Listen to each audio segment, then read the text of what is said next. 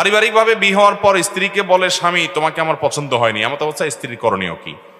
অনেক স্বামী অনেক স্ত্রীর মধ্যে রোগ আছে যে বিয়ের পর বলে দেখো তোমাকে আসলে আমার পছন্দ হয় নাই, মা বাবার পছন্দে বিয়ে করছি, আমার আসলে ভালো লাগে নাই, তারপরেও করছি আমি। এরকম অনেক অমানুষ ছোট লোক স্বামী, ছোট লোক স্ত্রী আছে না নাই? বিয়ের পরে আপনি এই কথা বলার রাইট আপনাকে ইসলাম দেয় নাই। এটা আপনি বলা মানে একটা লোককে অপমান করা, অসম্মান করা, তুচ্ছতাচ্ছিল্য করা। আল্লাহ বলেছেন ওয়াশিরুহুন্না বিল মারুফ, তোমরা তোমাদের বউদের সাথে স্ত্রীদের সাথে সুন্দরভাবে জীবন যাপন করবে। এটা সুন্দরভাবে জীবন যাপন হতে পারে না যে আপনি তাকে বললেন তোমাকে আমার পছন্দ হয় না তারপর আমি বিয়ে করছি। আপনাকে বিয়ে করতে বলছে কে? আপনার যদি অপছন্দ হয় আপনি তখনই বাধা দেওয়া দরকার ছিল। আপনি তখন বিয়ে করে এখন বলতেছেন আমার তোমাকে পছন্দ হয় নাই।